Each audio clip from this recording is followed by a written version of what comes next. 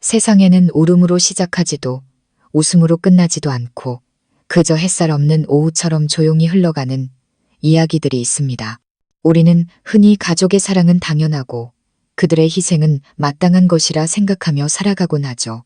하지만 어느 날 한밤중 무심코 내려간 부엌에서 차갑게 식어버린 밥상 앞에 홀로 앉아 있는 한 여인을 발견한다면 어떠시겠습니까?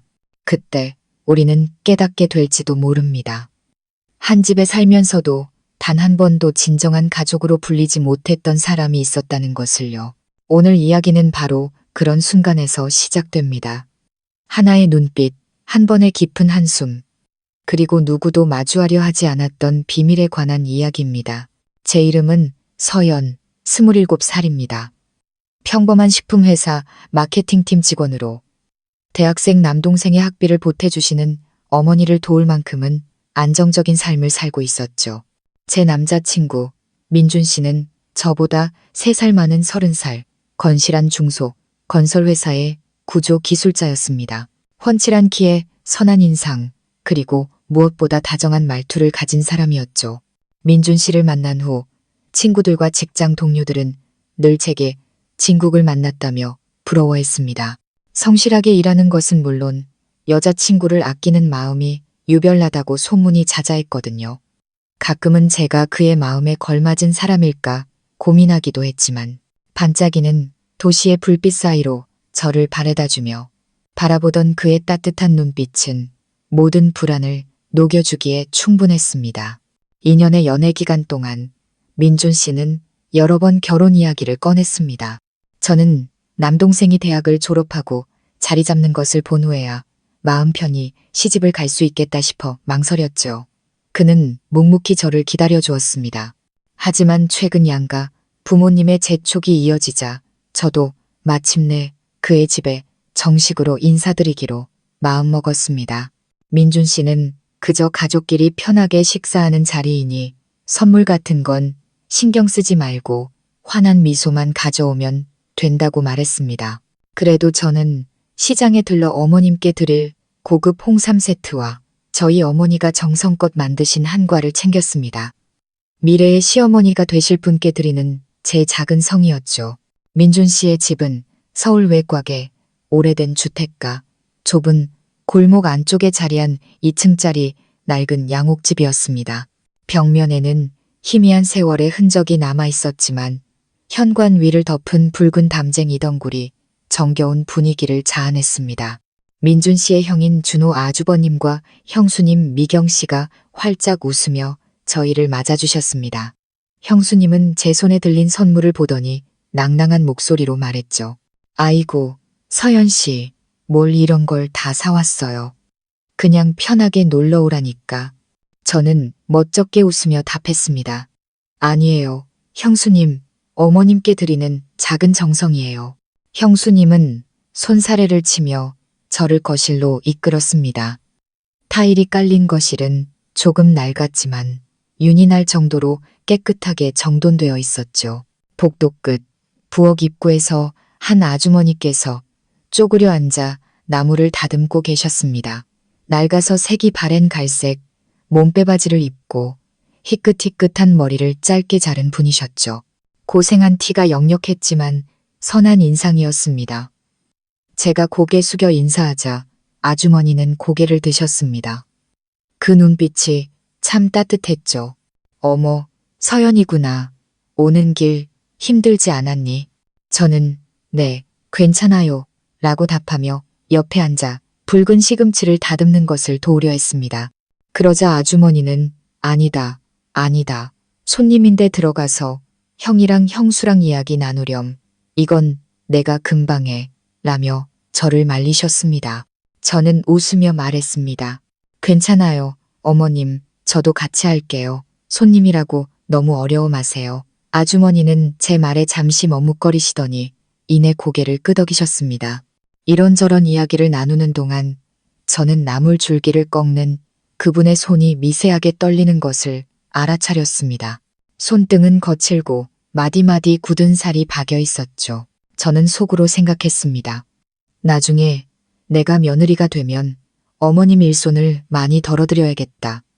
하지만 제가 된장찌개라도 대신 끓여드리겠다고 나서자 어머님은 손사래를 치며 말씀하셨습니다. 아이고, 손님은 그냥 앉아 있어.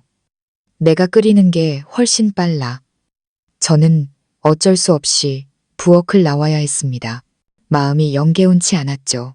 저녁 식사 시간이 되자 아주버님이 거실로 커다란 교자상을 펴셨습니다. 상 위에는 먹음직스러운 갈치조림과 구수한 된장찌개, 부드러운 수육과 새우젓, 그리고 갖가지 나물들이 정갈하게 차려져 있었습니다. 소박하지만 정성이 가득한 시골 밥상 같았죠. 저는 어머님을 찾았지만 식탁에는 아주버님 내외와 두 조카, 그리고 민준 씨뿐이었습니다. 민준 씨가 제 옆의자를 빼주며 웃었습니다. 어머니가 약간 어지러우셔서 먼저 방에 들어가셨어. 우리끼리 먼저 먹자. 음식 식겠다. 저는 조금 놀랐지만 더 묻기는 어려웠습니다. 식사는 화기애애하게 진행되었습니다. 아주버님은 제 직장 생활에 대해 물어보셨고 형수님은 유치원에 다니는 두 아이의 재롱을 자랑했죠. 3살배기 조카가 동요를 부를 때면 온 가족이 웃음을 터뜨렸습니다. 저는 가끔 반쯤 열린 부엌 쪽을 쳐다보았지만 아무런 기척도 없었습니다. 마음 한구석이 불안했습니다. 어머님, 많이 편찮으신가? 그래도 같이 식사하자고 청했어야 했는데 제가 자리에서 일어나려 하자 민준 씨가 제 밥그릇 위에 갈치 한 토막을 올려주며 고개를 저었습니다. 신경 쓰지 말라는 눈치였죠. 식사가 끝나고 형수님은 설거지는 내일 아침에 할 테니 그냥 두라고 했습니다. 제가 손님으로 와서 가만히 있기 민망해 설거지를 자청했지만 형수님은 서연 씨는 처음 왔으니까 거실에서 시원하게 선풍기 바람이나 쐬고 있어 라며 저를 막아섰습니다. 민준 씨도 맞아. 형수님 말 들어. 걱정하지 마라며 거들었죠. 그래도 저는 남은 찌개를 그릇에 옮겨 담고 수저를 챙겨 부엌으로 향했습니다. 간단히라도 정리해두고 싶었거든요. 그런데 부엌 문이 밖에서 잠겨 있었습니다. 아마 제가 손님으로서 불편해할까봐 일부러 잠가둔 모양이었습니다. 그날 밤 민준 씨는 출장 간 막내 동생의 방을 제게 내주었습니다. 그는 잘 자라는 인사를 남기고 자기 방으로 돌아갔죠. 집안은 시계에 째깍 소리만이 울리는 깊은 정적에 잠겼습니다. 저는 웬만해선 잠을 설치지 않는 편인데 그날따라 낯선 잠자리 때문인지 뒤척였습니다. 잠시 졸다 목이 말라 눈을 뜨니 벽시계가 12시 15분을 가리키고 있었습니다. 저는 조심스럽게 복도로 나섰습니다. 희미한 달빛이 창문으로 스며들어 벽을 비추고 있었죠. 계단 끝에 다다랐을 때 저는 부엌 문틈으로 새어나오는 희미한 불빛을 보았습니다. 심장이 쿵 하고 내려앉았죠. 이 시간에 누가 깨어있지? 형수님인가? 저는 고양이처럼 살금살금 다가갔습니다. 문은 손가락 2개가 들어갈 만큼 열려 있었죠. 그 틈으로 부엌 안을 들여다본 순간 저는 머리칼이 쭈뼛 서는 광경을 목격했습니다. 어머님께서 작은 목욕 의자에 웅크리고 앉아 계셨습니다. 그 앞에는 제가 먹다 남긴 차가운 갈치조림과 식은 밥이 놓여 있었죠. 어머님은 냄비에 눌어붙은 누룽지까지 꼼꼼히 긁어모아 반찬 국물에 비벼 천천히 씹어 삼키고 계셨습니다. 마치 한 톨이라도 떨어뜨릴까 조심하는 모습이었습니다. 따뜻한 국 한 그릇이나 따로 챙겨둔 반찬은 보이지 않았습니다. 그때 어머님 곁으로 키가 큰 남자의 그림자가 다가왔습니다. 바로 민준 씨였습니다. 그는 반소매 티셔츠 차림으로 팔짱을 낀 채 나지막이 말했습니다. 엄마, 빨리 드시고 설거지하세요. 내일 아침에 형수님이 보기 전에요. 저는 입을 틀어막았습니다. 온몸이 얼어붙는 것 같았죠.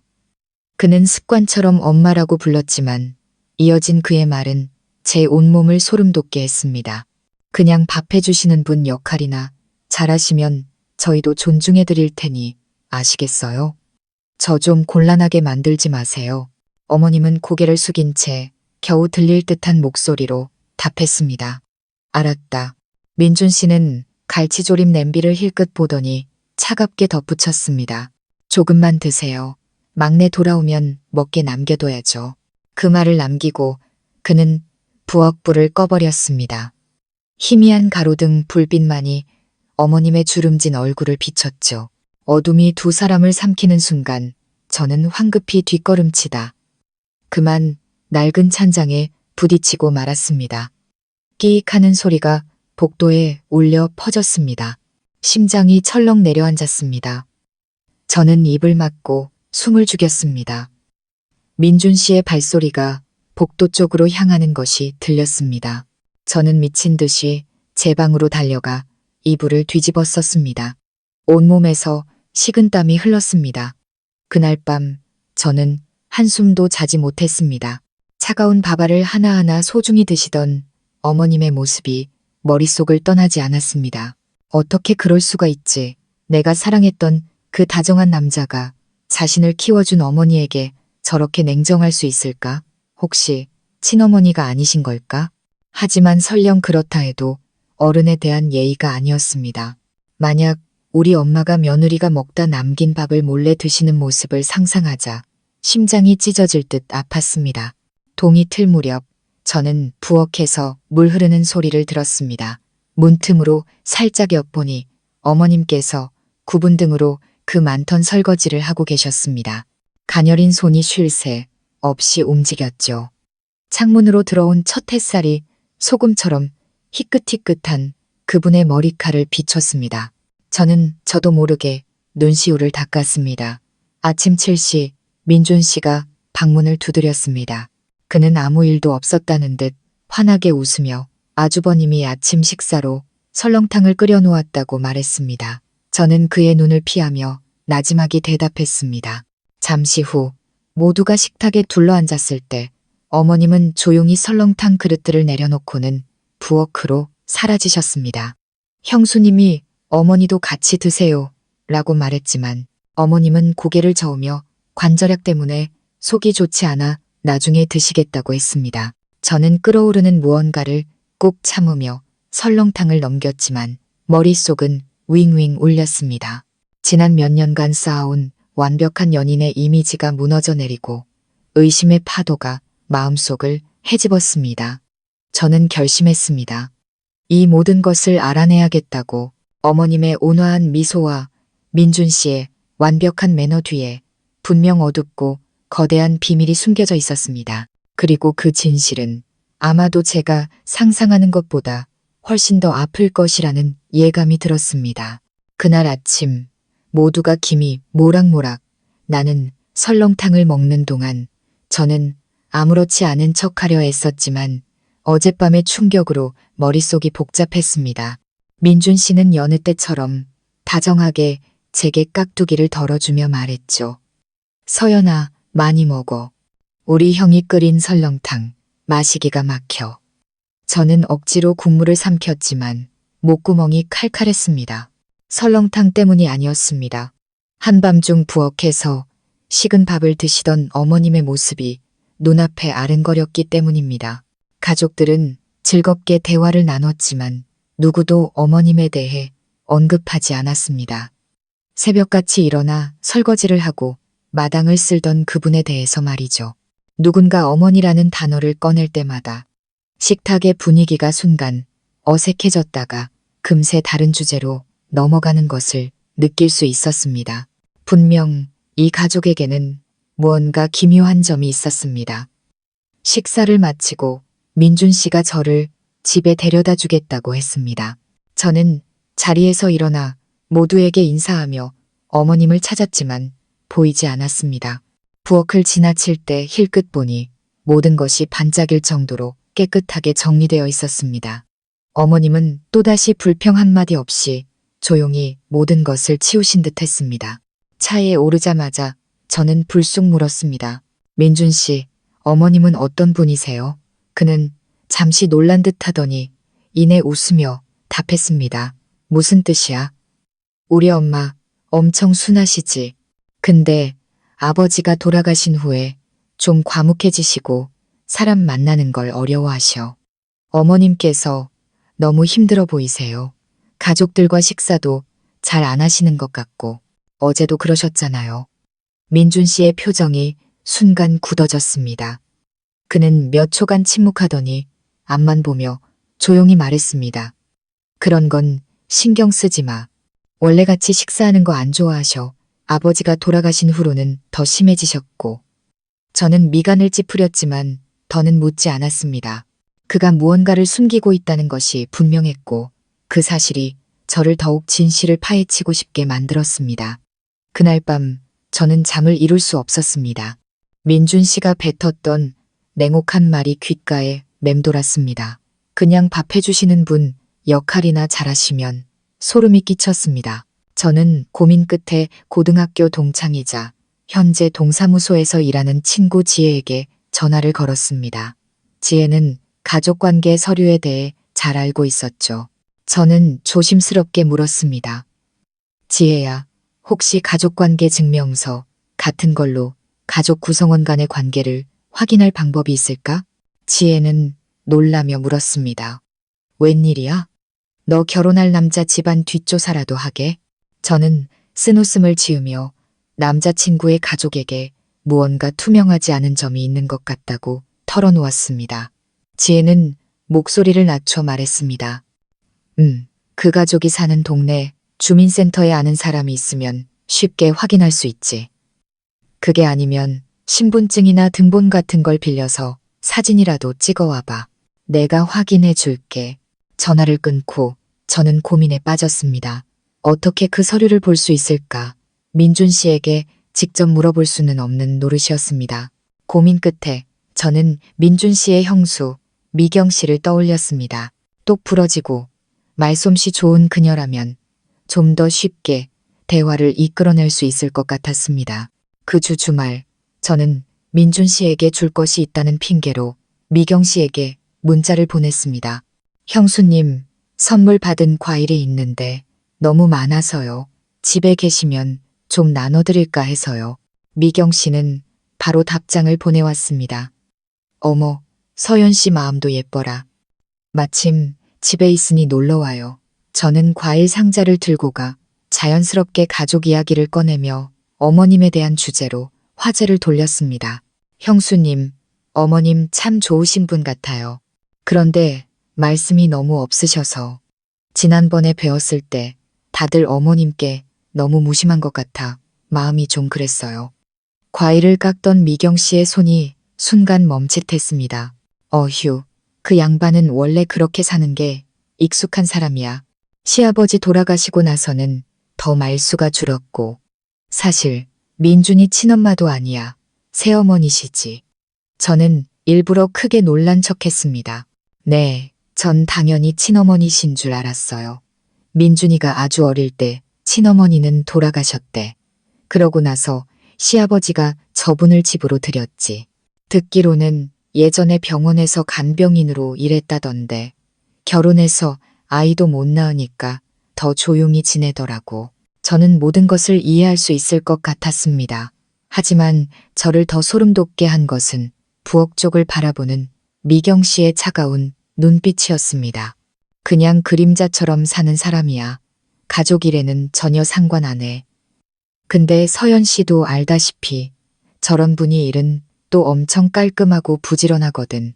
어지간한 가사 도우미보다 훨씬 낫지. 자기 분수를 아니까 뭘 더 요구하지도 않고. 저는 주먹을 꽉 쥐었습니다. 남편을 키워준 사람에 대해 말하는 그녀의 방식은 마치 돈을 주고 고용한 사람에 대해 이야기하는 것처럼 냉정했습니다. 집을 나서며 저는 일부러 뒷뜰로 발걸음을 옮겼습니다. 뜰 한쪽에서 깡마른 등이 굽은 채 낙엽을 쓸고 있는 어머님의 모습이 보였습니다. 저는 가까이 다가가 조용히 물었습니다. 어머님, 오늘 힘드시진 않으세요? 어머님은 저를 보고 놀란 듯 고개를 드셨습니다. 아이고, 서연이구나. 아니, 괜찮아. 어제 비가 와서 마당이 지저분하길래 좀 쓰는 거야. 저는 물기 때문에 쭈글쭈글해지고 때가 낀 어머님의 손톱과 앙상한 손을 보았습니다. 관절은 괜찮으세요? 너무 무리하시는 것 같아요. 어머님은 웃으셨습니다. 그 미소는 따뜻하면서도 어딘가 슬퍼 보였습니다. 아프긴 한데 이젠 익숙해. 뭐라도 해야 내가 쓸모없는 사람처럼 느껴지지 않아서 그래. 저는 할 말을 잃었습니다. 땅에 묻힐 날이 머지않은 연세에도 30년 넘게 살아온 집에서 쓸모없는 사람이 되지 않기 위해 애쓰는 한 여인. 남편의 아이들에게 밥을 먹이고 씻기고 재워주었지만 이제는 그저 무급 가사도우미로 기억되는 사람. 해질녘 햇살 속에 비틀거리며 서 있는 어머님의 그림자를 보며 저는 뜨거운 눈물을 감추기 위해 고개를 돌렸습니다. 제가 과연 민준 씨를 계속 사랑할 수 있을지 확신할 수 없었습니다. 하지만 한 가지는 분명했습니다. 이 집에는 무언가 단단히 잘못되어 있다는 것. 그리고 만약 제가 이 집의 며느리가 된다면 저 역시 다음 차례에 침묵하는 사람이 되지 않으리라는 보장이 없다는 것을요. 형수님을 만난 후 제 마음은 하루도 편할 날이 없었습니다. 민준 씨가 제게 보여주는 모든 친절과 다정함이 갑자기 섬뜩할 정도로 가식적으로 느껴졌습니다. 그는 여전히 아침 저녁으로 다정한 문자를 보내고 주말이면 저녁 식사를 함께 했지만 저는 더 이상 예전처럼 따뜻함을 느끼지 못했습니다. 그의 미소가, 그의 과도한 친절이, 그리고 그 집 부엌에서 숨막히는 침묵을 견디고 있는 한 여인의 존재가 저를 두렵게 했습니다. 저는 일에 집중할 수 없었습니다. 보고서를 작성하다 오타를 내기 일쑤였고 회의 내용은 귓가를 스쳐 지나갈 뿐이었습니다. 형수님의 냉정한 말과 우물처럼 깊고 슬픈 눈을 한 어머님의 모습이 계속 떠올랐습니다. 그 평온해 보이는 집 뒤에는 분명 아주 오랫동안 묻혀있던 거대한 잘못이 있었습니다. 그리고 운명의 그날 밤이 다시 찾아왔습니다. 제 평생 잊을 수 없는 그 밤이 말이죠. 부슬부슬 비가 내리던 토요일 밤이었습니다. 민준 씨는 저를 데리고 근사한 레스토랑으로 갔습니다. 여전히 그는 의자를 빼주고 물을 따라주며 제가 좋아하는 메뉴를 세심하게 챙겼습니다. 그는 결혼 후에 작은 아파트를 구하고 공동 명의로 등기해서 공평하게 하자는 계획을 이야기했습니다. 저는 그 말을 들으며 속으로 냉소를 지었습니다. 완벽해 보이는 이 남자에게는 무언가 결여되어 있었습니다. 식사를 마친 후 민준 씨는 회사에서 새로 계약한 홍보 캠페인 관련 서류를 검토해달라며 저를 자신의 집으로 데려갔습니다. 마음속에 수많은 의문이 있었지만 저는 일단 평소처럼 행동하며 그의 집으로 들어섰습니다. 그가 차를 끓이러 부엌으로 내려간 사이 저는 거실에 홀로 앉아 익숙하면서도 낯설게 느껴지는 집안을 둘러보았습니다. 현관 구석에 가지런히 놓인 어머님의 낡은 슬리퍼, 행주거리에 걸린 빛바랜 행주, 부엌 한쪽에 놓인 어머님이 늘 앉으시던 작은 목욕 의자. 모든 것이 그분의 존재를 그 어느 때보다 선명하게 상기시켰습니다. 10분이 지나도 민준 씨는 돌아오지 않았습니다. 저는 화장실에 가는 척하며 아래층으로 내려갔습니다. 부엌으로 이어지는 복도를 지날 때 저는 걸음을 멈췄습니다. 부엌 불이 켜져 있었고 수저가 그릇에 부딪히는 작은 소리가 들려왔습니다. 심장이 세차게 뛰기 시작했습니다. 저는 어머님이나 민준 씨가 차를 준비하고 있을 거라고 생각했습니다. 하지만 제 눈앞에 펼쳐진 광경은 저를 숨막히게 했습니다. 어머님께서 차가운 부엌 바닥에 웅크리고 앉아 계셨습니다. 그 앞에는 우리가 저녁으로 먹다 남긴 식은 밥과 반찬이 놓여 있었죠. 어머님은 조용히 마치 한 톨이라도 흘릴까봐 조심하며 천천히 밥을 드시고 계셨습니다. 따뜻한 국도 따로 챙겨둔 반찬도 없었습니다. 오직 식은 음식과 그분의 희끗희끗한 머리 위로 쏟아지는 노란 백열등 불빛뿐이었습니다. 저는 그 자리에 못 박힌 듯 서 있었습니다. 온몸의 피가 차갑게 식는 것 같았죠. 더는 한 걸음도 움직일 수 없었습니다. 바로 그때 계단에서 발소리가 들려왔습니다. 저는 재빨리 근처 벽 뒤로 몸을 숨겼습니다. 민준 씨였습니다. 그는 스마트폰을 들여다보며 아무 일도 없다는 듯 태연하게 걸어 내려왔습니다. 그는 부엌 문 앞에 멈춰 서더니 목소리를 높였습니다. 어머니, 다 드시면 저희가 쓴 그릇까지 다 설거지해 놓으세요. 내일 아침에 형수님 눈에 띄게 하지 마시고요. 귀찮아져요. 어머님의 목소리가 떨렸습니다. 알았다. 민준 씨는 몇 초간 서 있다가 아무 일도 없었다는 듯 가벼운 발걸음으로 다시 위층으로 올라갔습니다. 저는 숨을 죽였습니다. 눈시울이 뜨거워지고 목이 메어왔습니다. 어머님은 소리 없이 남은 밥을 드시고 민준 씨는 제가 한때 세상에서 가장 다정하다고 믿었던 그 남자는 이토록 잔인하고 무심한 사람이었습니다. 저는 민준 씨보다 몇 분 먼저 거실로 돌아와 텅 빈 기계처럼 소파에 앉았습니다. 그가 따뜻한 차를 따라주며 웃었습니다. 무슨 생각하길래 그렇게 조용해. 저는 그를 쳐다보았습니다. 마치 처음 보는 사람처럼 낯설었습니다. 제 눈앞에 있는 사람은 더 이상 다정한 민준 씨가 아니었습니다. 자신을 키워준 여인에게 냉정하게 등을 돌릴 수 있는 남자일 뿐이었습니다. 저는 고개를 숙이며 작게 말했습니다. 나 좀 피곤해서 이제 가봐야 할 것 같아. 그는 조금 놀랐지만 더 묻지 않고 저를 문 밖까지 배웅해 주었습니다. 그의 몸에 벤니에이는 여전했죠. 차에 오르기 전 저는 빗속에서 마당을 쓸고 계신 어머님께 고개 숙여 인사했습니다. 어머님은 마치 한 번도 잊힌 적 없는 사람처럼 제게 희미하게 웃어주셨습니다. 저는 밤의 빗속을 뚫고 차를 몰았습니다. 얼굴을 때리는 빗방울보다 제가 방금 목격한 진실이 훨씬 더 아팠습니다. 잠을 이룰 수 없었습니다. 밤새 두 가지 질문이 머릿속을 떠나지 않았습니다. 첫째, 어머님은 왜 저런 삶을 견디고 계신 걸까? 둘째, 저 남자를 내 미래의 남편이라 부를 용기가 내게 남아있는가? 다음 날 저는 회사에 휴가를 냈습니다. 그리고 다시 민준 씨의 집으로 향했습니다. 예고 없이, 다른 이유 없이, 오직 솔직한 대답을 듣기 위해서였습니다. 저는 어머님과 직접 이야기하고 싶었습니다. 왜 그토록 고통스러운 운명을 받아들이고 계신지 알아야 했습니다. 그리고 저 자신에게도 답을 주어야 했습니다. 사람의 마음이 겨울비보다 차가운 이 가족에게 제가 발을 들여놓아도 되는 것인지 말입니다. 그날 아침 하늘은 흐렸고 곧 폭풍우가 몰아칠 듯 차가운 바람이 불었습니다. 저는 아주 일찍 일어나 민준 씨의 부재중 전화가 계속 울리는 휴대폰을 침대 위에 던져두고 집을 나섰습니다. 왠지 모르게 오늘은 혼자 조용히 생각할 시간이 필요했습니다. 민준 씨의 집에 도착한 것은 아침 8시 무렵이었습니다. 낡은 집은 여전했지만 마당은 깨끗하게 쓸려 있었고 대문은 살짝 열려 있었습니다. 집 안은 평소와 달리 조용했고 부엌에서 설거지하는 물소리만 희미하게 들려왔습니다. 저는 조용히 말했습니다. 어머님, 저 서연이에요. 혹시 계세요? 부엌에서 어머님께서 고개를 드셨습니다. 낡은 회색 스웨터를 입고 고무장갑을 낀 손으로 여전히 설거지를 하고 계셨죠. 어머, 서연이구나. 웬일이니 이른 아침에 연락도 없이. 저는 어머님 곁으로 다가갔습니다. 퀭한 눈, 지친 기색이 역력한 얼굴.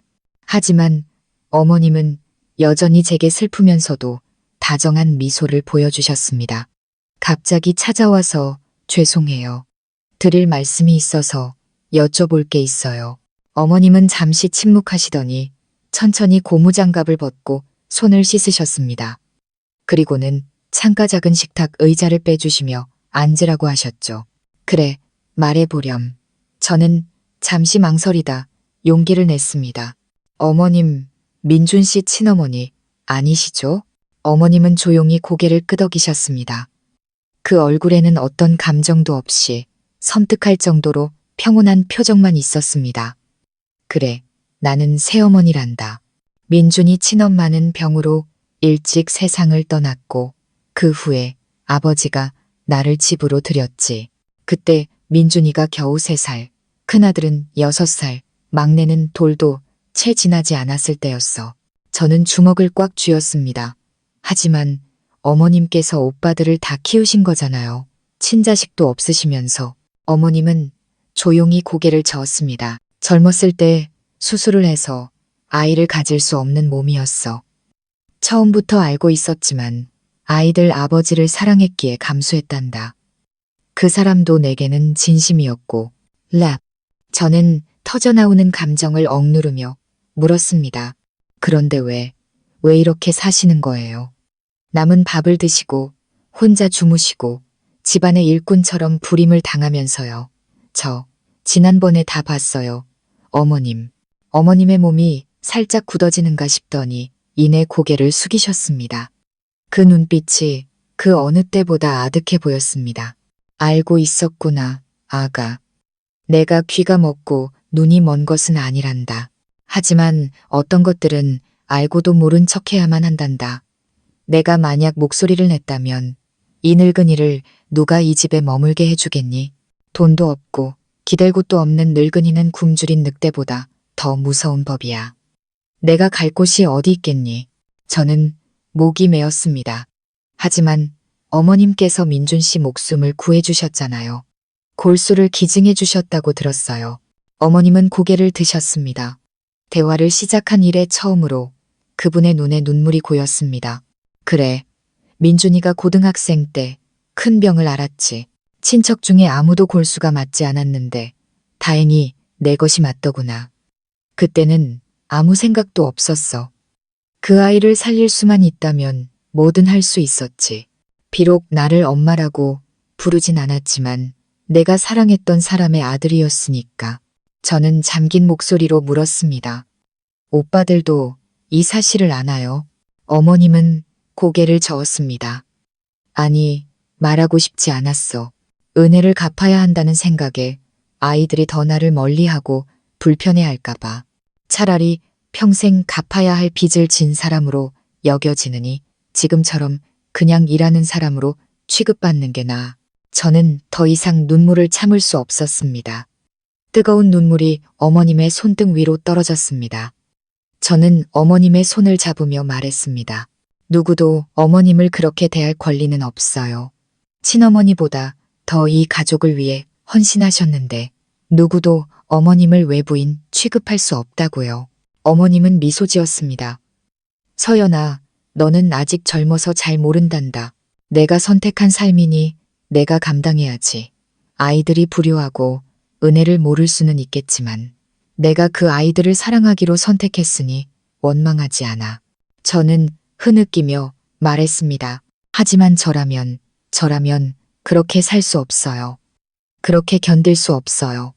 그리고 민준 씨처럼 냉정한 남자를 미래의 남편이라고 부를 수도 없고요. 어머님은 제 손등 위에 자신의 손을 포개셨습니다. 아가, 만약 네가 받아들일 수 없다면 억지로 마음을 다잡지 마라. 2년의 세월이 아까워서 결혼하지도 말고 네게는 친절하지만 다른 사람에게 무심한 남자라는 이유로 참고 살지도 마라. 그런 친절은 온전한 것이 아니란다. 저는 그 자리에 얼어붙었습니다. 어머님의 말씀은 바람처럼 가벼웠지만 제 뼛속까지 파고들었습니다. 저는 이제야 모든 것을 이해했습니다. 왜 어머님께서 수십 년간 침묵하셨는지, 왜 버림받고 무시당하면서도 누구도 원망하지 않으셨는지. 어머님은 사랑을 선택했고 그에 따르는 고통을 감수하셨습니다. 하지만 저는 그럴 수 없었습니다. 웃을 때마다 부엌벽 뒤에서 늙은 어머니의 눈물을 삼켜야 하는 그런 집에서는 살고 싶지 않았습니다. 저는 자리에서 일어나 어머님께 깊이 고개를 숙였습니다. 감사합니다, 어머님. 진정한 희생이 무엇인지 가르쳐 주셔서 감사합니다. 하지만 저는 이 길을 계속 갈 수 없을 것 같아요. 만약 제가 다른 사람들처럼 침묵을 선택한다면 저는 어머님의 며느리가 될 자격이 없으니까요. 어머님은 깊고 슬픈 눈으로 저를 바라보셨습니다. 하지만 그 눈빛 속 어딘가에 아주 작은 안도감이 스치는 것을 저는 보았습니다. 저는 그 집을 나섰습니다. 마음이 가벼워지진 않았지만 머릿속은 명확해졌습니다. 제가 과연 어머님을 위해 끝까지 싸울 용기가 있는지는 모르겠습니다. 하지만 한 가지는 확실했습니다. 어머니였지만 단 한 번도 어머니라 불리지 못했던 한 여인의 고통을 저는 외면할 수 없다는 것을요.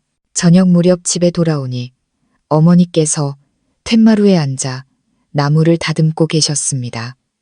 저를 보시더니 오늘 일찍 왔네 라며 웃으셨죠. 저는 말없이 고개를 끄덕이고 그림자처럼 집 안으로 들어섰습니다.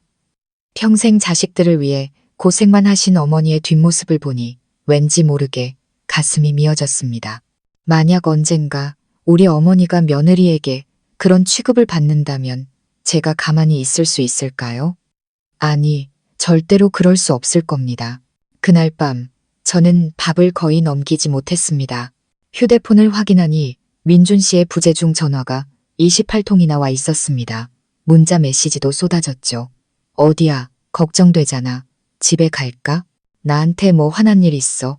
전화 좀 받아. 서연아. 저는 바로 답하지 않았습니다. 마음을 정리할 시간이 필요했으니까요. 하지만 피할 수만은 없다는 것을 알았습니다. 다음 날 아침 저는 민준 씨에게 먼저 전화를 걸었습니다. 오빠, 할 얘기가 있어. 지금 만날 수 있을까? 그래. 어디서 볼까? 우리 예전에 자주 가던 서점 근처 카페에서 지금 바로. 저는 약속 시간보다 15분 먼저 도착해 늘 앉던 창가 자리에 앉았습니다. 그곳은 민준 씨가 처음 제 손을 잡으며 영원히 사랑한다고 약속할 순 없지만 매일 너를 소중히 여기겠다고 약속할게 라고 말했던 장소였습니다. 그때는 감동해서 눈물을 흘렸지만 지금 제 심장은 차갑게 식어 있었습니다. 민준 씨가 도착했습니다. 늘 입던 하얀 셔츠에 다정한 미소. 하지만 저는 그에게서 거대한 바다와도 같은 거리감 외에는 아무것도 느낄 수 없었습니다. 무슨 일인데 이렇게 급하게 보자고 했어? 저는 그의 눈을 똑바로 쳐다보며 말했습니다. 나 어제 오빠 집에 다시 갔었어. 그의 몸이 굳어졌습니다. 다시 갔었다고? 응. 어머님 만나서 다 들었어. 모든 걸 알게 됐어. 민준 씨는 제 시선을 피하며 고개를 숙였습니다. 그분이 우리 친엄마가 아니란 것도 알았구나. 저는 고개를 끄덕였습니다. 응. 그리고 어머님께서 고등학생 때 오빠한테 골수를 기증해 주셨다는 것도. 그리고 오빠가 한밤중에 어머님께 남은 설거지를 하라고 시키는 것도 내 눈으로 봤어. 민준 씨는 입술을 깨물었습니다. 그는 변명하거나 부인하지 않고 그저 무겁게 한숨을 내쉬었습니다. 다 들었구나. 침묵이 흘렀습니다. 카페 안에는 잔잔한 음악이 흐르고 있었지만 우리 사이에는 차가운 정적만이 존재했습니다. 설명해봐, 민준 씨. 왜 그랬어? 그는 고개를 들었습니다. 그 눈에는 피로가 가득했죠. 넌 이해 못해. 서연아. 나는 그분이 항상 주변인으로 존재하는 집에서 자랐어. 그분은 한 번도 날 안아주거나 꾸짖거나 스스로를 엄마라고 칭한 적이 없어. 어릴 땐 그게 당연한 건 줄 알았고 크고 나서는 그 냉랭함에 익숙해졌어. 그래서 침묵을 선택했구나. 어머님이 남은 밥을 드시는 걸, 한밤중에 설거지 하시는 걸, 외부인 취급받는 걸 그냥 지켜보기만 했구나. 민준 씨가 제 쪽으로 몸을 기울이며 애원하듯 말했습니다. 나도 바꾸고 싶었어. 하지만 형이랑 형수, 온 가족이 그분을 엄마로 생각하지 않아. 내가 그분을 위해 무언가 하려고 할 때마다 위선자라고 했어. 그러다 나도 지쳤고 그냥 침묵했어. 내가 비겁했다는 거 알아. 저는 주먹을 꽉 쥐었습니다. 그래, 비겁했지. 근데 그걸 알면서 왜 나를 그 집에 데려간 거야? 언젠가 나도 어머님처럼 될 수 있다는 생각은 안 해봤어? 민준 씨는 충격을 받은 듯 저를 쳐다봤습니다. 저는 말을 이었습니다. 나는 무심한 말은 용서할 수 있어도 차가운 마음은 용서할 수 없어. 나는 오빠가 좋은 사람이라고 믿었어. 하지만 진정한 다정함은 내게 반찬을 덜어주고는 등 돌려 어머니에게 식은 밥을 먹게 하는 게 아니야. 사랑한다고 말하면서 자신을 키워준 사람이 무급 가사도우미 취급받는 걸 보고도 침묵하는 게 아니라고. 민준 씨는 침묵했습니다. 그의 눈시울이 붉어졌습니다. 저는 그런 그의 모습을 처음 봤습니다. 그가 조용히 물었습니다. 그럼 어쩔 생각이야? 저는 깊게 숨을 들이마셨습니다. 나 오빠랑 결혼 못해. 할 수 없어. 그는 벌떡 일어날 듯 몸을 떨었습니다. 서연아, 제발. 그러지 마. 시간을 줘. 내가 바꿀게. 맹세해. 저는 그의 말을 끊었습니다. 제 눈에도 눈물이 고였지만 목소리는 떨리지 않았습니다. 오빠가 변할 수 있다는 걸 못 믿는 게 아니야. 기다리고 싶지 않은 거야. 한 남자가 자기 어머니를 사랑하는 법을 다시 배우는지 아닌지 보려고 내 청춘을 전부 걸고 싶지 않아. 민준 씨는 테이블 위로 고개를 떨궜습니다. 저는 자리에서 일어나 가방에서 작은 봉투를 꺼냈습니다. 이건 어머님께서 오빠에게 골수를 기증했다는 혈액검사 결과지 사본이야. 어머님은 이걸로 생색내고 싶지 않으셔서 원본도 갖고 계시지 않더라. 하지만 나중에 오빠가 정말 다시 시작하고 싶다면 자신이 누구에게 가장 큰 빚을 졌는지 알아야 할 것 같아서 저는 편지를 테이블 위에 놓고 돌아섰습니다. 민준 씨가 저를 불렀습니다. 서연아, 지금은 날 용서하지 못해도 미워하지는 말아줘. 널 잃고 싶지 않아. 저는 돌아보지 않고 그가 겨우 들을 수 있을 만큼 작지만 단호하게 말했습니다. 미워하지 않아. 다만 안타까울 뿐이야. 아직 시간이 있었을 때 좋은 사람이 될 기회를 스스로 놓쳐버린 오빠가. 그날 오후 저는 집 근처 공원 벤치에 홀로 앉아 있었습니다. 사랑은 배신 때문에 죽는 것이 아닐지도 모릅니다. 어쩌면 사랑은 믿음이 사라졌을 때, 침묵이 불의에 대한 동조가 되었을 때 죽는 것인지도 모릅니다. 저는 휴대폰을 꺼내 어머님께 문자를 보냈습니다. 어머님, 혹시 지내실 곳이 필요하시면 제가 도울 수 있어요. 혼자 두지 않을게요. 답장이 올지 알 수 없었지만 한 가지는 분명히 알았습니다. 저는 완벽한 남자를 원하는 것이 아니었습니다. 저는 단지 자기 집안의 아주 작은 것이라도 옳은 것을 지켜낼 수 있는 남자를 원했던 것입니다. 민준 씨와 마지막으로 만난 지 일주일 후 저는 2년간의 관계를 공식적으로 정리했습니다. 그 후 저는 다시 일에 몰두했습니다. 하지만 아무리 애써도 마음 한구석에서 계속 저를 괴롭히는 분이 있었습니다. 바로 어머님이었습니다. 문자를 보낸 후로 답장이 없었고 저는 차마 다시 연락할 용기가 나지 않았습니다. 그러던 어느 날 오후 어머니의 친구분에게서 전화가 왔습니다. 어머님께서 시장에서 쓰러져 근처 병원 응급실에 실려갔다는 소식이었습니다. 저는 손발이 떨리고 숨이 막히는 것 같았습니다. 병원에 도착하자마자 응급실로 달려갔습니다. 의사는 환자가 극심한 탈진과 저혈당 쇼크로 입원했으며 다행히 위험한 고비는 넘겼지만 경과를 지켜봐야 한다고 했습니다. 병실에 들어서자 링거를 꽂은 채 창백한 얼굴로 누워 계신 어머님의 모습이 보였습니다. 너무나 작고 앙상해 보였습니다. 저는 의자에 앉아 그분의 거친 손을 잡았습니다. 어머님, 저 서연이에요. 제 목소리 들리세요? 어머님은 희미하게 눈을 깜빡였습니다. 그때 의사가 제게 보호자냐고 물었습니다. 저는 잠시 망설이다 고개를 끄덕였습니다. 네, 제가 조카예요. 가족들은 전화번호만 남기고 바쁘다며 가버렸다고 했습니다. 저는 씁쓸하게 웃으며 말했죠. 아마 저보다 더 가까운 사람은 없을 거예요. 저는 그날 밤새도록 어머님 곁을 지켰습니다. 어머님은 잠결에 무언가 말하려 애쓰셨습니다. 제가 귀를 가까이 대자 쉰 목소리가 들려왔습니다. 서연아, 그 아이들에게는 알리지 마라. 저는 충격을 받았습니다. 민준 오빠한테 연락하지 말라고요? 어머님은 작게 고개를 끄덕였습니다. 저는 어머님의 손을 꽉 잡았습니다. 하지만 아프실 때는 혼자 계시면 안 돼요. 적어도 민준 오빠는 책임을 져야죠. 어머님은 고개를 돌렸습니다.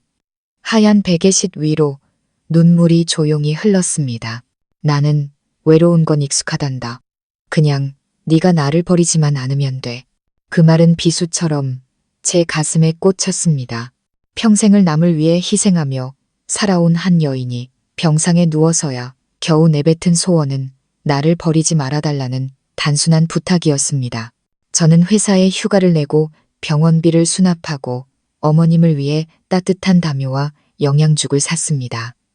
제 마음속에는 강한 결심이 싹 텄습니다. 다시는 어머님을 혼자 두지 않겠다고. 며칠 후 어머님께서 조금 기운을 차리셨을 때 저는 조심스럽게 물었습니다. 더 큰 병원으로 옮겨드릴까요? 어머님은 고개를 저었습니다. 돈 쓸 것 없다. 나는 그냥 집으로 돌아가고 싶어. 그 낡은 집이라도 좋고. 정갈 곳이 없다면 네가 잠시만이라도 머물 곳을 마련해주면 안 되겠니? 저는 깜짝 놀랐습니다. 그게 무슨 말씀이세요? 어머님 댁이잖아요. 어머님은 고개를 숙였습니다. 잠시 후 약하지만 또렷한 목소리로 말씀하셨죠. 쓰러지기 전에 그 애들이 집을 팔고 나를 요양원으로 보낼 거라고 이야기하는 걸 들었단다. 나는 아는 사람 하나 없는 곳에서 죽고 싶지 않아. 저는 입술을 깨물었습니다. 알겠어요. 어머님, 제가 약속할게요. 요양원에 가실 일은 없을 거예요.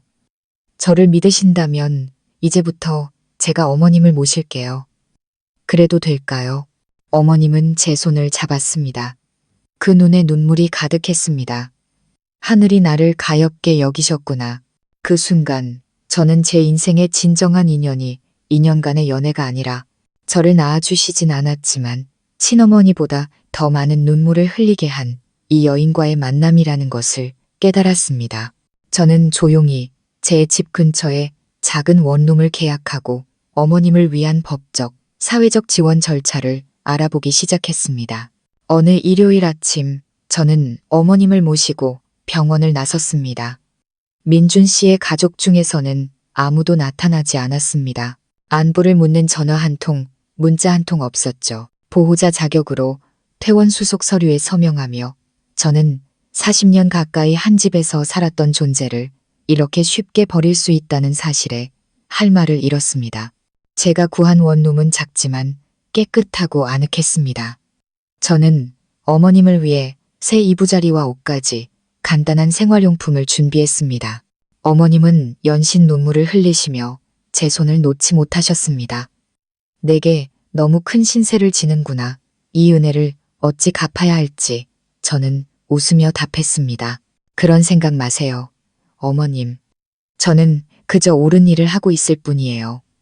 그날 저녁 저는 정성껏 쏜 고기죽을 들고 어머님께 갔습니다.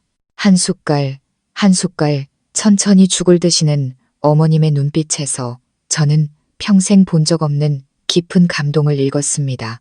더 이상의 감사 인사는 없었습니다. 오직 마음 깊은 곳에서 우러나오는 고마움의 눈빛만이 존재했죠. 그 작은 방은 어머님께서 평생 시댁이라 불렀던 그 냉랭한 집보다 1000배는 더 따뜻하게 느껴졌습니다. 다음 날 저는 회사에서 낯선 번호로 걸려온 전화를 받았습니다.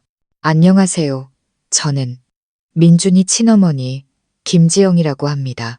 저는 그 자리에서 얼어붙었습니다. 민준 씨의 친어머니는 일찍 돌아가셨다고 들었는데 지금 그분이 제게 전화를 걸어온 것입니다. 저는 겨우 평정을 유지하며 답했습니다. 네, 안녕하세요.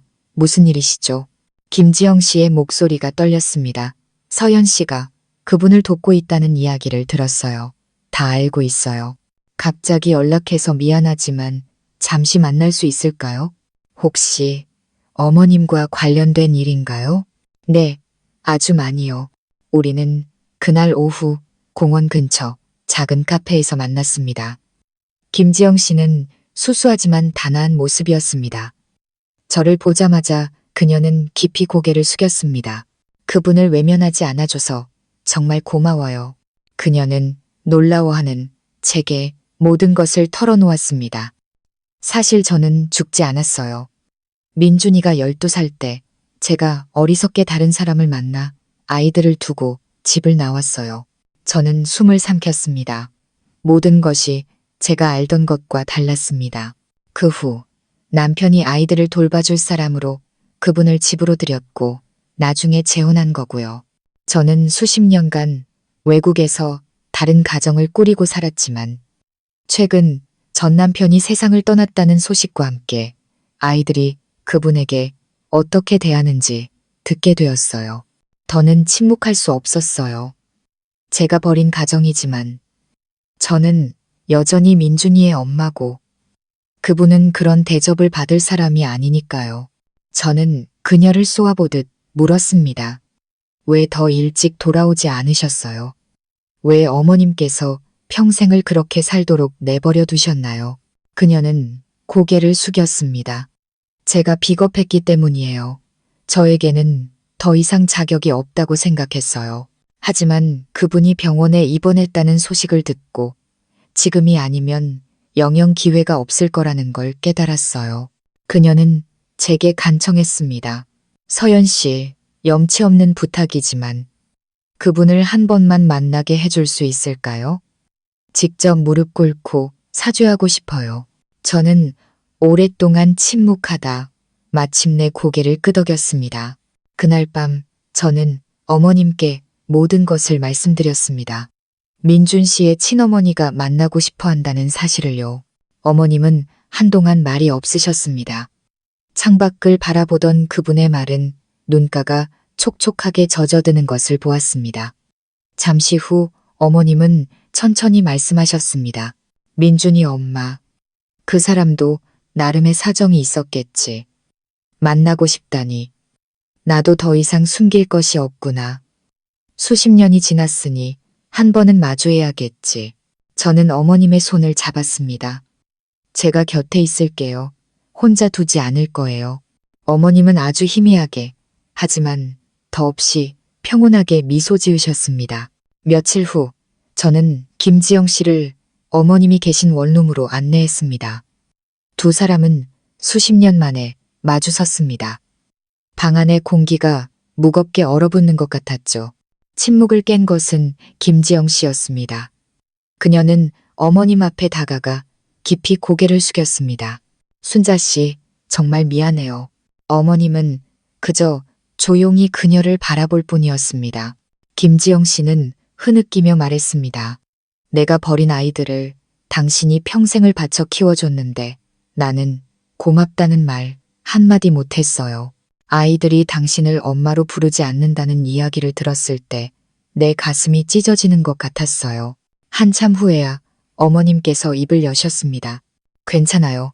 지난 일인걸요. 나는 당신을 원망하지 않아요. 다만 내가 선택한 삶의 후회는 없지만 가끔은 내 이름이 없는 것 같아 서러울 때가 있었어요. 저는 더 이상 참지 못하고 어머님의 어깨를 감쌌습니다. 어머님, 제게는 이름 없는 분이 아니에요. 제게는 세상에서 가장 위대한 어머니세요. 김지영 씨는 눈물을 닦고 가방에서 서류 봉투 하나를 꺼냈습니다. 이건 전 남편의 옛날 유언장 사본이에요. 이혼하기 전에 제가 잠시 보관했던 거죠. 여기에는 분명 집과 땅을 세 아들과 함께 아이들을 키워준 아내 박순자 씨에게도 똑같이 나누라고 쓰여 있어요. 저는 놀랐습니다. 그럼 이 유언장은 어떻게 된 건가요? 큰아들 내외가 나중에 아버지를 압박해서 당신 이름만 뺀 새 유언장을 만들었어요. 그때 저는 침묵했죠. 지금 생각하면 천벌을 받을 죄를 지은 거예요. 어머님은 고개를 저었습니다. 재산은 필요 없어. 그저 남은 생을 조용히 살고 싶을 뿐이야. 저는 어머님의 손을 꽉 잡았습니다. 아니에요, 어머님. 이건 재산의 문제가 아니에요. 어머님의 존엄성에 관한 문제예요. 어머님께서 직접 일어서셔야 해요. 어머님 자신뿐만 아니라 세상의 모든 이름 없는 어머니들을 위해서요. Then, 어머님은 젖은 눈으로 저를 한참 바라보시더니 천천히 하지만 단호하게 고개를 끄덕였습니다. 김지영 씨는 안도의 한숨을 내쉬었습니다. 저는 이것이 끝이 아니라 진실과 법과 그리고 자신이 누구에게 빚을 졌는지조차 모르는 아들들과의 긴 싸움의 시작이라는 것을 직감했습니다. 어머님께서 집을 나갔다는 소식은 금세 민준 씨 가족에게 전해졌습니다. 다음 날 저는 낯선 번호로 온 전화를 받았습니다. 민준 씨의 형, 준호 씨였습니다. 그는 다짜고짜 소리쳤습니다. 당신이 우리 어머니를 데리고 있는 겁니까? 저는 냉소적으로 답했습니다. 데리고 있다고요? 지난 몇 달간 어머님께서 무엇을 드시고 어디서 주무셨는지, 누가 병간호를 했는지 아시기는 하나요? 그는 잠시 말을 잇지 못하더니 더욱 거칠게 나왔습니다. 당장 어머니를 집으로 모셔오지 않으면 법적으로 문제 삼겠소. 남의 가족을 함부로 데리고 있는 건 불법이란 걸 모르시오? 저는 차분하게 답했습니다. 법을 말씀하시니 저도 법대로 하죠. 변호사를 통해 연락드리겠습니다. 아버님의 진짜 유언장 사본과 그 유언장의 증인이 되어주실 민준 씨의 친어머니 김지영 씨도 함께요. 전화기 너머로 숨을 들이켜는 소리가 들렸습니다. 준호 씨는 아무 말 없이 전화를 끊었습니다. 저는 손에 땀이 났지만 마음은 평온했습니다. 더 이상 어머님께서 투명인간처럼 살게 둘 수는 없었습니다. 며칠 후 변호사 사무실에서 모두가 마주 앉았습니다. 저와 어머님, 그리고 증인으로 참석한 김지영 씨, 그리고 잔뜩 굳은 얼굴의 세 아들이 있었습니다. 변호사는 2개의 유언장을 제시하며 법적 문제를 설명했고, 김지영 씨는 자신이 받았던 최초 유언장에 대해 증언했습니다. 그러자 형수 미경 씨가 비웃으며 말했습니다. 그래서 이제 와서 집이랑 땅을 나눠달라 이거군요. 좋아요. 법정에서 봅시다. 준호 씨도 거들었습니다. 저분이 우리한테 해준 게 뭐가 있다고? 그냥 얹혀 산 사람일 뿐이야. 우리가 빚진 건 아무것도 없어. 저는 더 이상 참지 못하고 자리에서 벌떡 일어났습니다. 빚이 없다고요? 그럼 민준 씨한테 직접 물어보세요. 고등학생 때 어머님의 골수가 아니었다면 지금 이 자리에 앉아 있을 수 있었는지. 사무실 아는 순간 정적이 휩싸였습니다. 민준 씨는 고개를 떨군 채 가늘게 떨리는 목소리로 속삭였습니다. 사실이야. 내가 아팠을 때 어머님이 골수를 기증해 주셨어. 아버지가 우리가 죄책감 느낄까봐 숨기셨던 거야. 미경 씨가 소리쳤습니다. 뭐라고요? 당신 알고도 말 안 한 거예요? 민준 씨는 고개도 들지 못한 채 어머님이 날 살리셨어라고 되뇌었습니다. 준호 씨의 얼굴 근육이 경련을 일으켰고 막내 아들은 조용히 어머님 쪽을 바라보았습니다. 그는 아주 작은 목소리로 말했습니다. 저희가 잘못했어요. 어머니, 용서해 주세요. 어머님의 목소리가 떨렸습니다. 나는 너희를 원망한 적 없다. 그저 너희가 올바르게 살기를 바랐을 뿐이야. 자신을 키워준 사람을 함부로 대하는 사람으로 손가락질 받지 않기를 바랐을 뿐. 변호사는 최초 유언장에 따라 재산을 재분배할 것을 제안했습니다. 민준 씨와 막내 아들은 즉시 동의했고 한참을 망설이던 준호 씨 내외도 마지못해 고개를 끄덕였습니다. 모임이 끝나고 민준 씨가 저와 어머님 앞에 다가와 깊이 고개를 숙였습니다.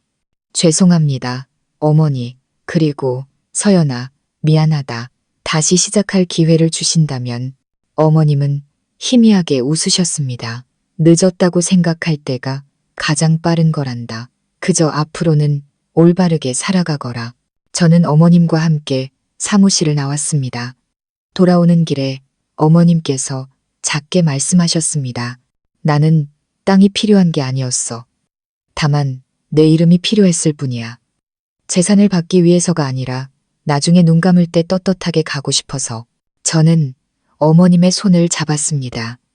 어머님은 이미 이름을 찾으셨어요. 제 마음속에서 어머님은 영원한 어머니세요. 헨소. 그 후 어머님은 남은 재산을 모두 사회에 기부하고 제가 마련해드린 작은 집에서 조용히 여생을 보내셨습니다. 저는 주말마다 어머님을 찾아뵙고 우리는 진짜 모녀처럼 시간을 보냈습니다. 어머님께서 평화롭게 눈을 감으시던 날, 제 손을 잡고 마지막으로 남기신 말씀은 고맙다, 내 딸이었습니다. 어머님의 장례식을 치른 후 저는 유품을 정리하다 낡은 나무 상자 하나를 발견했습니다. 그 안에는 어머님께서 수십 년간 홀로써 내려간 43통의 편지가 들어 있었습니다. 누구에게도 보내지 못한 그저 자신의 마음을 담담히 적어 내려간 글들이었죠. 오늘 민준이가 열이 펄펄 끓었다. 밤새 간호하는데 잠결에 엄마라고 불렀다. 나를 부른 게 아니란 걸 알지만 그래도 마음이 따뜻했다. 큰며느리가 식은 국을 한 그릇 주었다. 이거라도 드세요 라고 퉁명스럽게 말했지만 그래도 고마웠다. 누군가 내게 밥은 먹었냐고 물어봐 준 것이 참으로 오랜만이었다. 아스블루. 저는 밤새도록 편지를 읽으며 울었습니다. 다음 날 저는 이 편지들을 들고 출판사를 찾아갔습니다. 저는 이 이야기들이 잊혀서는 안 된다고 생각했습니다. 그렇게 이름 없는 어머니가 보낸 43통의 편지라는 제목의 책이 세상에 나왔습니다. 책은 조용하지만 강한 파장을 일으켰습니다. 세상에 수많은 이름 없는 어머니들이 그리고 그들의 자녀들이 이 책을 읽고 울고 용서하고 서로를 보듬기 시작했습니다. 저는 책의 수익금으로 어머니의 이름이라는 작은 재단을 만들었습니다. 세상의 모든 침묵하는 어머니들을 돕기 위해서였죠. 어느 날 민준 씨에게서 연락이 왔습니다. 그는 이제 작은 봉사단체를 운영하며 어려운 이웃을 돕고 있다고 했습니다. 그는 제게 말했죠. 어머니께서 가르쳐 주신 마지막 교훈이었어. 진짜 사랑은 이름을 부르는 것에서 시작된다는 걸. 저는 가끔 어머님의 묘를 찾아갑니다. 묘비에는 이렇게 쓰여 있습니다. 박순자. 사랑으로 살고 끝까지 사랑받은 어머니. 하은. 저는 이제 압니다. 진정한 가족은 혈연으로 맺어지는 것이 아니라 서로의 이름을 따뜻하게 불러주는 마음으로 이어진다는 것을요. 오늘 이야기가 구독자 여러분의 마음에 작은 울림을 주었기를 바랍니다. 우리 주변에는 이름 없이 묵묵히 희생하는 수많은 어머니들이 계십니다. 오늘 저녁 그분들께 따뜻한 말 한마디 건네보는 것은 어떨까요? 어머니라는 그 이름, 세상에서 가장 아름다운 그 이름을 불러드리는 것만으로도 누군가의 지친 하루가 위로받을 수 있을 겁니다. 여유로운 노후는 다음에도 여러분의 삶에 온기와 지혜를 더하는 이야기로 찾아뵙겠습니다. 구독과 좋아요는 저희에게 큰 힘이 됩니다. 감사합니다.